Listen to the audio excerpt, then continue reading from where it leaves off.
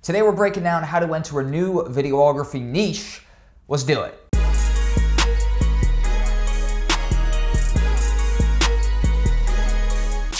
Alright, what's going on, guys? Welcome back to another video here on my channel. My name's Jack. Welcome back. I produce weekly content based around video editing, videography, and how to make money making videos. Subscribe now if that sounds interesting to you. Today we're talking about how to enter a new niche as a videographer. Very interesting topic. Obviously, a lot of people deal with this, and there's kind of 2 points I'm going to talk about here. The kind of nuances and kind of new things you're gonna like and dislike about the new niche you're entering, and also the interesting stuff, how you can enter a new niche and get paid straight from the jump versus the things that are gonna kind of prevent you from getting paid right away in a new niche.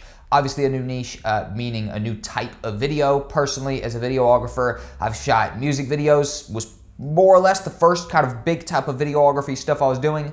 Shot a bunch of live events, whether it be venues, nightclubs, all sorts of live music sort of stuff, and DJs, rappers, basically all sorts of live event based stuff. I've shot promo videos for businesses, whether it be food pop-up stores, recipe style, stuff like that, little different parties and things like that, and more food based stuff. I've shot a whole bunch of stuff, honestly, so much stuff. And now I'm shooting the kind of main stuff that I'm doing now is a whole bunch of different car videos, right? So shooting car videos for some dealerships, and at the end of the day, all are quite different niches, right? And I've pretty much been able to get paid in all the niches I've been through. The rap niche and the music video niche, I wasn't really paid much at all due to the fact that I was younger, about 17 when I was doing those videos. And hate to break it to you, but the rappers, especially on the local level, they're broke. Every single one of them. You can line them up in a row. That one's broke. That one's broke. That one's so there's not much money in that niche. But at the end of the day, I've explored a bunch of different type of content, and the lights are annoying me, so I'm gonna take my beanie off. I guess it was a little bit colder when I started, when I hit the record button. But without further ado, I've waffled for a second. Let's jump into it. So, how to get paid versus not straight off the bat. Straight off the bat, it's all about being able to show a track record. So you're gonna have no problem convincing your new client.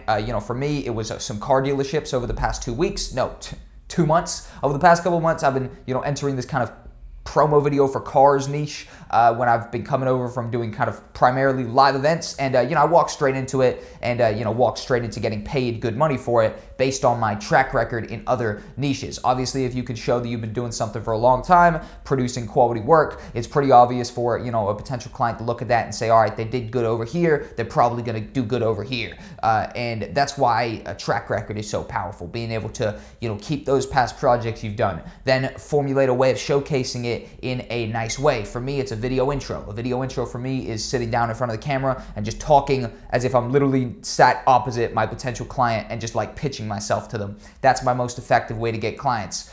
Portfolios and show reels work good for people that don't, have that sort of skill of wanting to sit down and easily address the camera. A nice portfolio is dope. A nice show reel is also very, very dope. Just a way to showcase your work and a way to, accurately showcase you have a track record in the field that you're currently in, meaning that you'll probably be doing good work in the next field. And that's also how you potentially don't get paid entering a new niche, is if you can't really show any sort of high quality work, any track record of you completing a lot of projects and things like that, and track record, aka portfolio, aka past work, aka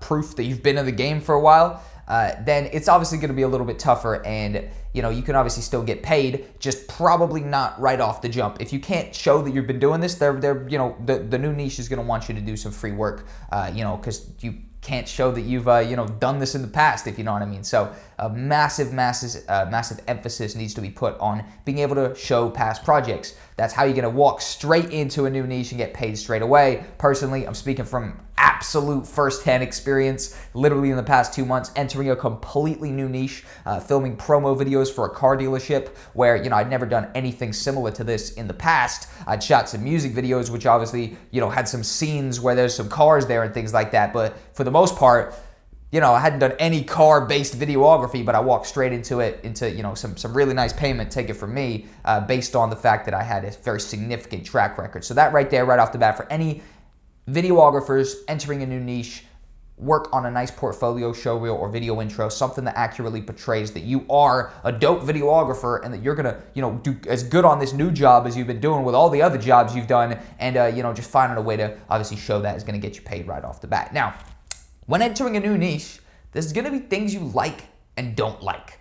This is a very, very cool thing. Now, luckily for me, it seems to be that the kind of big niches of videography that I've been into, I've just gotten progressively more into it and more kind of happy and kind of found what's more for me. So the first kind of main videography I was doing was when I was filming music videos and, music-based kind of freestyles and stuff like that for rap artists around my area. Must have shot at least 50 different, rappers. So, a bunch of stuff, and wasn't getting paid for any of it. You know what I mean? I would just pop up. I thoroughly enjoyed doing it, so I'd pop up, shoot you a music video. We'd hang out, have a smoke, have a drink. It was basically, a 17, so we're just hanging out basically. Whole bunch of people just hanging out, and obviously it was a way to shoot some stuff and be productive while we were hanging out, basically not being productive. So it was, making something out of nothing, essentially. And, I can tell you, I literally got paid basically nothing the entire time I shot for rappers. Now, the next niche I would go on to do would be clubs. And I remember I got into clubs and live events, so not specifically clubs, but clubs, venues,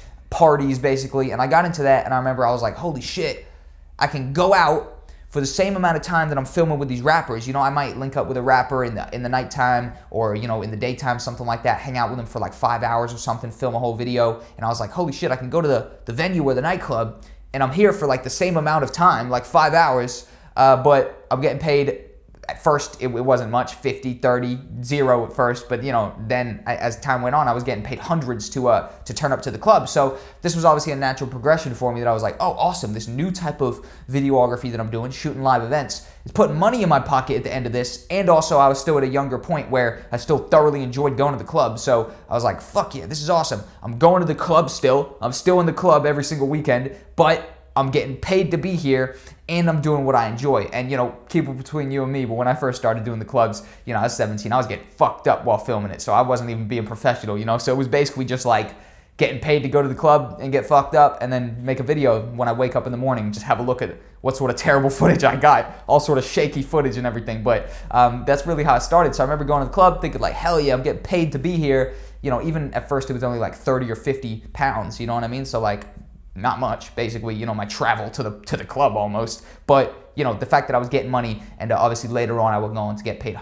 about, 100 first, 200, whatever the case may be. And that was awesome because I'd basically gotten not even a penny shooting about 50 different music videos for rappers. And then I would go on to shoot these venues and these nightclubs where, it's a bigger production going on, and, it's more stimulating, and obviously I've got cash at the end of it. So it's a big deal to me. Now, the next videography I would then obviously move on to start doing will be more daytime stuff. And, I'm obviously trying to keep painting the picture that the videography stuff that I've been into have kind of progressively gotten to a place where I like it more and more and more. So the rappers, I wasn't getting paid, but I was enjoying it. But then I moved on to the clubs where I was getting paid and enjoying it more. So I was like, awesome, this has gotten better. And now I'm at the point where I pretty much don't do that much live events. I still do some. I got one coming up next weekend, I think. And I do the occasional thing from when a client from back then when I was doing it all the time reaches out to me. But for the majority of the stuff I do, I like to do stuff in the day now because the things I've liked versus not has evolved even further, where the novelty is kind of worn off of me being in the nightclub and being in the venue and around the DJs or the rappers or whatever the case may be,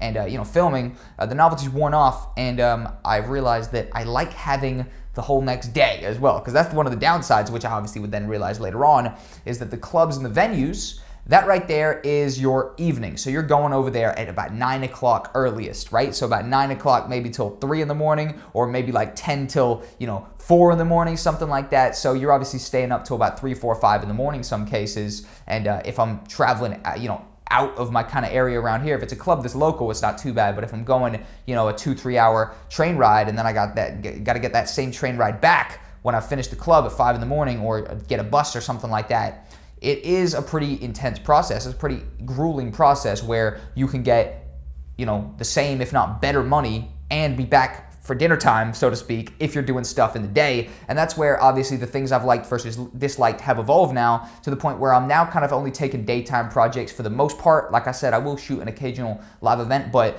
I've sort of evolved a little bit past it to the point where I like shooting stuff in the day and being home in the evening. actually, you know, not getting home at 5 in the morning and then, you know, getting home literally in the early hours of the morning, going to bed, and then losing your whole next day, which usually the event you shoot is on a Saturday. So, you know, Sunday is a day for chilling anyways, for the most part. I mean, I'm usually at the office every Sunday because I just genuinely enjoy this stuff, but for most people, Sunday's a good day to rest, and it makes the most sense out of all the days in the week to rest. So I guess it's all right because your Sunday's getting rid off. That is kind of like the rest day, but also it does suck to lose a whole day, because if you're going to bed at 5 in the morning from getting back to the club, you're losing your whole next day basically. You know, I don't sleep that much, so I wake up a little bit earlier, but I might wake up at what, like 10, 11, something like that.